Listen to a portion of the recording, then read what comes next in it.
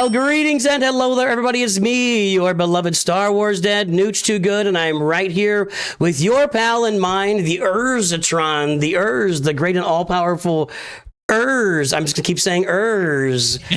What's going on, sir?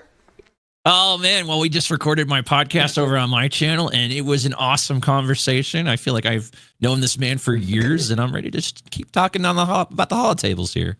There we go, man. So yeah, Urzzz was a guy, for those just coming on or newer players of the game, he was a content creator very early on. He used to do a lot of collabs and Cubs fan Han back in the day, and left the game for, golly, 2.5 years, something like that, 3 years? 3 years. Yeah. Tried my hand in variety for 3 years, and yeah, I've got some opinions about that. Yeah, and so that's what I want to talk about today. And, you know, a lot of people on my channel are in a similar boat to you, and everybody's got different reasons and everything that's going on, and you as a content creator might even put another little twist on that for us. But I want to talk to you about, you know, what got you to leave the game, what got you to come back, and I think that's really going to be the crux of our conversation. But before we do that, I'm pulling up your roster here, and I'm going to pull up the first thing I look for as a telltale sign of anybody that's been around for any amount of time. I pull up Clone Wars Chewie, and I see if he is at like level 50 to level 60, somewhere in that range. And yes, I don't even know. You got a Clone Wars Chewie, level 65, and gear 7 on your roster, indicating you are an old school player, my friend. What would a new school player? What would that look like for a new school player? So when if you remember when you started the game back in the day, and this lasted for 5-6 years, you got Clone Sergeant, Clone Wars Chewie, Consular. Yeah, Jedi Consular. You got Talia and Dooku on the dark side, right? So you got those kinds of characters. And then they switched it over to Anakin, Jedi Knight Anakin, and Ahsoka, and dropped Clone Wars Chewie altogether. And now it's more like Phoenix and I don't know what else they throw. Bounty Hunters, Phoenix, those kind of things. So yeah, new players, likely, especially with Lightspeed bundles now, they're probably never going to touch Clone Wars Chewie until he's required for a Galactic Legend or something. Yeah, and that hasn't happened yet. So, so I guess what we're saying is farm up your Clone Wars Chewie, guys. If you wanna be a doomsday prepper in Star Wars Galaxy, that's an idea for. I gotta write that down. Doomsday prepping. That's a doomsday prep video right there. I'm literally writing it down. What else would go on that? Like no mob enforcer. She's required for Jabba. I don't even know. Oh, you're talking Ugnaught. You're looking at Ugnaught. That's the doomsday prep, guys. Yeah. That's a video. All right, I'm glad we thought of that right here. So, Urzzz, what's your story? You played from the beginning of the game. Tell us about your channel first. Let's do that. Get the plug out there for the channel up front. Oh, if you're just looking for the ultimate Grand Arena party, and I mean ultimate, come on by the Hall, my channel. On a Friday night, we have a good time. It is maximum performance, maximum production value, maximum stupidity. So yeah, do check me out. That's it. That's the plug. That's good because I've only got secondary or maybe tertiary stupidity. So we're right on. You can my take the maximum. buffoonery is it's top notch if I don't say so myself. That's congratulations. Okay, so 3 years ago you left the game. Let's start there. What was the impetus? Was it more content creation driven? Okay. Was it more game driven? What got you there? Yeah, it was two things, right? I got tired of spinning on the game, and I had people basically in my community like funding the game for me. And that felt kind of sleazy, to be honest. Like I had a guy buy me the entire Bad Batch faction. He bought me I just felt really sleazy to be accepting that when I wasn't like 100% in my heart behind the game at the time. And then, they announced Lord Vader, and Lord Vader was going to be the new hotness, the new heat. And I had like weird stuff like farmed up like Tuskens, and like someone had bought me Bad Batch. So like I was all primed for Lord Vader. Lord Vader drops and he sucked. And I was like, you know what? I think I'm done, guys. I think I'm done. And that was sort of it for me. And, I had sort of been, as a person that's in content creation, you're always looking to keep the dream alive. You're always looking for the next angle. What's the next play? You see some of our colleagues that were in the mobile game space, guys like Darth Micro, guys like Cozy Gamer. Those guys were both in DSA and Diablo Immortal and Star Wars. And they go on to Marvel Snap and, Path of Exile 2, and they're doing great.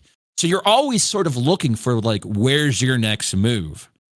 And then, it's tough when you're in variety. So I sort of had gotten in my head that I was going to leave the game and I was going to go try my hand in variety. And I was going to find my new game. My new Star Wars game was going to drop within the next 3 years. And I was going to find that game and I was going to be the guy. And you know what? Not a lot of Star Wars games came out. And not a lot of good Star Wars games came out. And there's only really one game that is sort of scratching the itch for Star Wars for a lot of people right now, and we're playing it, guys. It is Galaxy of Heroes. Yeah, that thought process for me was Loader Homie. I was planning on making, being the guy for Loader Homie, and I put a lot into it, and then within about 4 months, I realized this thing's just dying all right immediately. So, yeah. Yep. I dabbled into New World. New World was an MMO that came out probably like, I don't know, three years ago. I dabbled in New World, and what I realized is, why aren't anybody watching my New World streams? Like, I'm putting on the same persona and same attitude. No one supports this. No one. And then I realized the people that are playing New World are playing New World because it's a grind fest. Yeah. They ain't got time to watch a stream. Are you kidding me? So it was a reality check there that the people playing these games aren't necessarily looking for a stream to watch. And two, like, the Star Wars Galaxy of Heroes community is a lot of people that are our age and maybe a little bit younger, maybe a little bit older here and there, but generally have disposable income and are working class adults and are so generous. So I came to really appreciate and miss the Star Wars Galaxy of Heroes community. And, my heart is with Star Wars. It always has been, good or bad. Just like nothing can captivate my interest quite like Star Wars. So you left the game, and it sounds to me more like you've been playing for a long time, probably just a little bit burned out in general, because you mentioned maybe you weren't really, your heart wasn't 100% into it. And then you felt like maybe you were taking advantage of people that were watching you, right? Yeah, they were keeping me in the game, making sure I didn't leave because they were funding my roster. Yeah. And that, I can imagine that would be a really bad thing because, we all want donations. We want to be able to, memberships keep the channel going, and that's the reason we come here every day. But it's like, I understand exactly what you're saying. So you leave for a few years, you try another game, wasn't there. Then you just stopped making content for a couple years, right? Well, I just was primarily just locked in with Twitch. And locked in with Twitch. I had my same group of people. We did every AAA game. We did variety for basically like 3 years after, it's kind of the MMO New World experience. And then, it just got to the point where I'm like, guys, we've done every game. I just want to get back to the point where I want to care about something again. I want to make like intro videos. I want to use my creative side. And it's like when you're constantly jumping game and you're constantly doing a variety, sure, you meet people here and there, but there's no common language. Like Star Wars Galaxy of Heroes is a common language for our community. We all speak it. We all observe it. We all take it in, internalize it. There was no common language in the community when I was doing variety. So, again, I just came to appreciate what Galaxy of Heroes has provided and offered. So that's how it came back to be. So this is really interesting. This is a really interesting conversation because, I think this conversation has taken us more along the content creator route than even the game route or anything else. So it just sounds like, so when you say variety, you just played everything and it just wasn't, after a while, it wasn't floating your boat or fulfilling your soul. You just realize you're not growing. You're not growing. And the goal is to grow. And you guys, big spoiler, right? Concurrent viewers means a lot to me and Noosh. Yeah. It means a heck of a lot because that's like one of your best indicators on like how you're doing. And when you're seeing your numbers, when I was streaming Grand Arena, my numbers would be in the 300, 400 in the heyday. And then, sort of toward the end there, it was like, 150, 175. And, when I was in variety, I would have like streams where it was like, 40 people watching. Yeah. And then that plays on you when you've been doing it for 3 years and you're not growing, right? You're just like, God, this is tough. This is a tough road. And then I come back to Galaxy of Heroes on our Friday night streams, like 150, 150 on Twitch, 70 on YouTube. It's like, okay, we're growing again. We're back. And that feels great. Yeah, that's got to feel good, man. That's got to feel good. Well, let's talk about your roster here. So you came back to the game, and I'm guessing that when you left, what was going on with the game at the time 3 years ago? Lord Vader had just dropped. JMK was better. And Yeah. I was like sort of like borrowing rosters, and like I was semi comfortable with like SLKR and Ray. But you know, Jabba wasn't around. This is the one thing I'll say, Nooch. All the cool characters that I wanted came while I was gone. Guys like the Dr. Aphra, Dash Rendar, all these like, you know, Legends characters, they brought them all to the game. And I was like, why did this take so long? And I was sort of jealous that all that cool stuff came. So yeah, because I'm looking at your roster and you don't really have. I know you left when Lord Vader came, but it looks like maybe Jedi Master Luke and Lord Vader were the only two Galactic Legends you had, or did you even have Jedi Master Luke at the time? I had just finished him up, and I was sort of like, you know, getting Lord Vader, and then I left. Okay. So I was very much behind with like the Ray farm, the SLKR. Like I told you on my video, like the $9 first order bundle, like bought me an entire faction. It was amazing. Yeah. Well, you know, when Lord Vader Lord Vader coming out was actually the first time my channel took a little bit of a bump, because I had alt mats saved up. And I unlocked him and got his ult right away, and then proved that it was useless. And this is before Maul came out. So before Maul came out, we all thought Lord Vader's going to come out and beat Jedi Master Kenobi and crush everything else, and he just wasn't. And people now will see him sitting on defense, and he could be a real pill to deal with on defense if you got the right datacrons and the right mods and Maul's on the team. But at the time, it was like, what is even the point of this? Like, I can't even I go against Jedi Master Kenobi and I lose 0-5. My whole team's gone and they all have full health protection.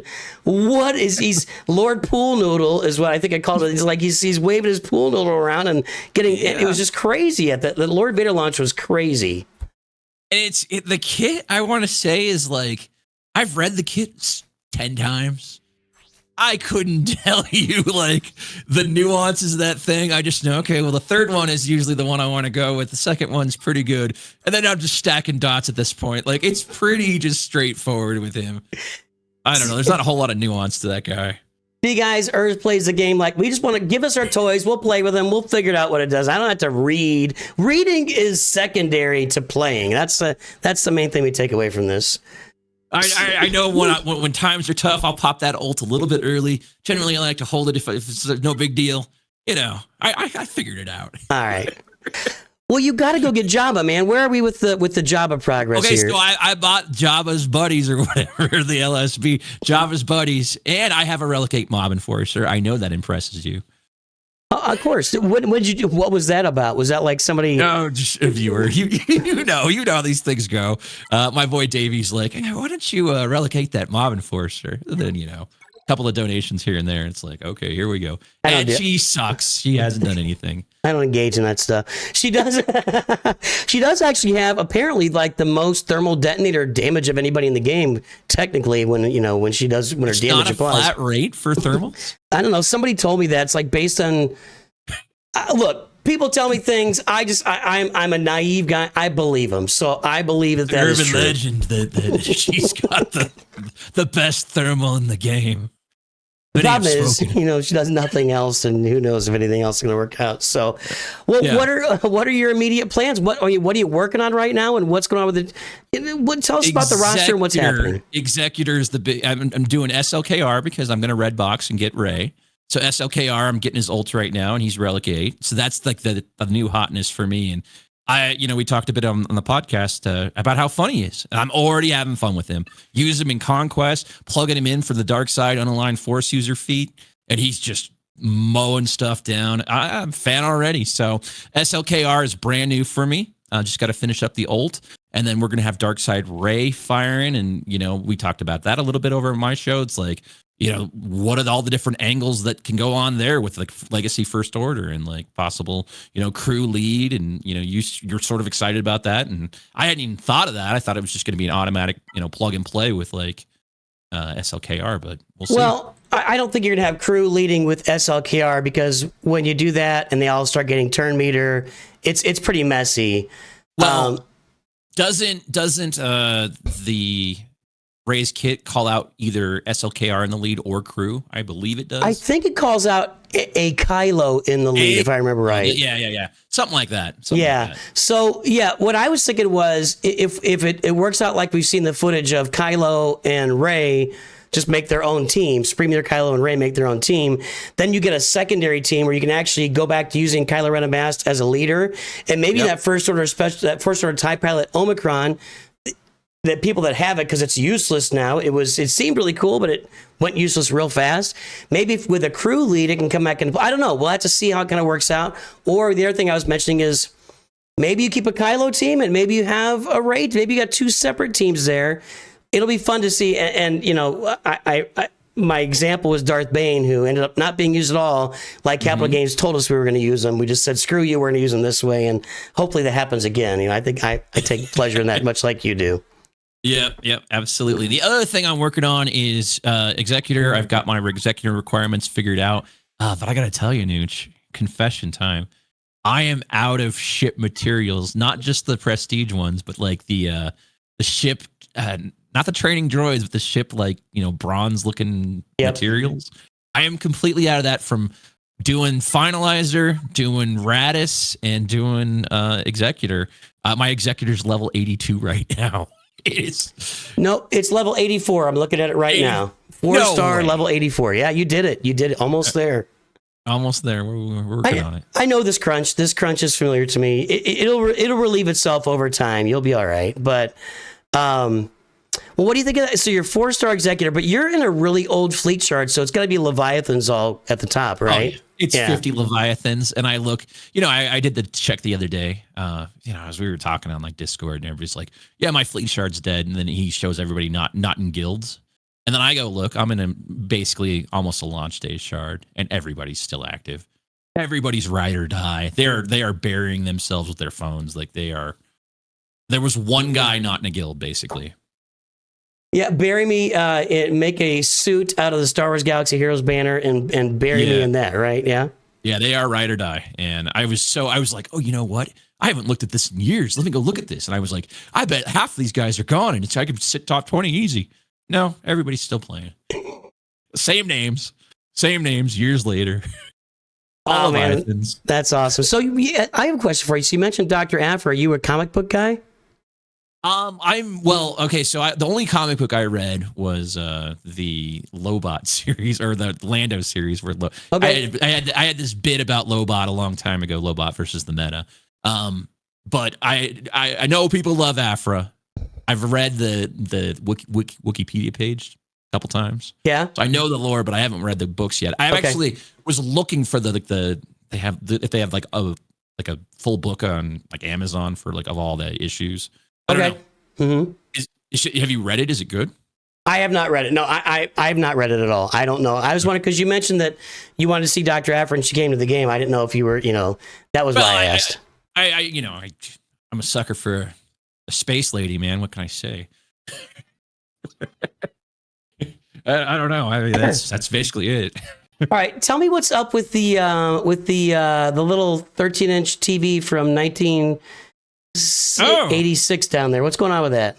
It's a 1997 Sony PVM. That is a professional video monitor. If you're into retro gaming, this is what you have to get. It has the scan lines. It's one of the top tier, like professional grade, like CRT monitors you can get. So I do a little retro gaming on the side. And, I gotcha. Right now, it just shows all my intros, so I'll just let it play my intros. There you go. Yeah, it kind of reminds me of when my son, we had a little 13-inch TV in his room. It's just a TV, but it had the VCR like attached on the bottom of it. So he would just go to his room, load up Phantom Menace, and we were good for a little while anyway. Like proper parenting right there, guys. That's exactly. That's how you parent. So he's a well-balanced young man now. He's got a real job and he's out on his own, but he wore that to like I don't have that videotape anymore, because when you would get to the Duel of the Fates, it was just yeah. He watched that like a three-year-old kid watched that on repeat daily, to the point where he was hanging from doorknobs like Obi-Wan and jumping up and slicing Darth Maul in half in diapers. So yeah. That's how you do it, guys. I got mine. I'm just, when you're a parent, guys, I got my kids jacked up on candy and like sugar and like Slurpees, and I put on like Solo, and I looked over and they're about to shoot out of like the maelstrom. I love that. And I look over and my daughter is gripping the chair and she's like, like, this is proper parenting right here. I agree 100%. It's all about the sugar and Star Wars. And I got to tell you, that scene in Solo, I love that scene. I love it. I love when the Falcon breaks down and the sound, the vroom, vroom, vroom. I'm like, there it is. It's it. I love that whole scene. I love that movie, actually. It's really underrated. It's so underrated. Well, man, it's good to see you back at the game, Urzzz. I know we didn't know each other back then. We're really just meeting today, to be honest, for the first time, really. And it's good to have you back in the game. Are there any thoughts or anything you can talk about, like folks that are with me that are returning to the game and what they should be thinking about or looking at, or what are you seeing as you return to the game? I think the biggest thing is managing relic materials and signal data for me. There is an art to that. And there's a lot of videos out there on sort of like how to convert, some of your gear. But I think a lot of that's the big learning curve, is to know where to find that gear and know what a good deal is and what a bad deal is.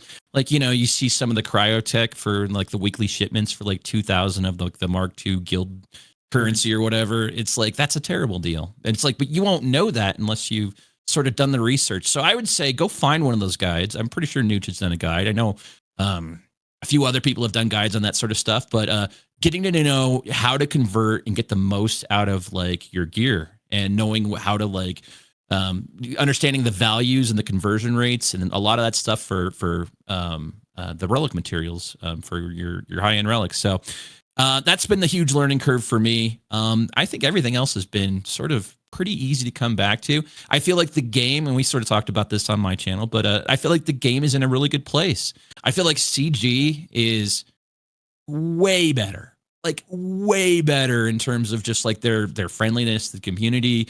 I can tell you the CG I grew up with when I was a game changer was terrible. They would pit us against each other. They would constantly, feed us lies. You're going to get an in-game ad. You're going to get an in-game ad.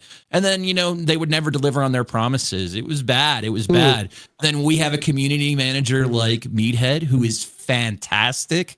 He is so good. He shows up, he, says hi and streams, and like, he's very much a community guy. He's on Discord. He's approachable. Like, I don't know. I feel like the game's in much more of a healthy place. So if you're considering coming back, maybe you just sort of haven't made that decision yet, I would totally recommend it. And guys, you're not going to get the Star Wars itch scratched anywhere else but this game.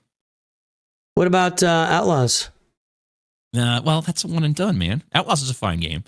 I wouldn't say Hunters is a fine game, though. Hunters is garbo. I actually played Hunters on the channel when it first came out in the beta, and I played it for like a month. And I'm not a first-person shooter or third-person shooter kind of guy anyway. But what were you saying? I was just saying, yeah, like you can't imagine like streaming that for 4 hours, can you? Like you would be like, it's the same thing over and over. I don't know. If people watch Marvel Rivals, I'm like, oh my gosh. Like, yeah.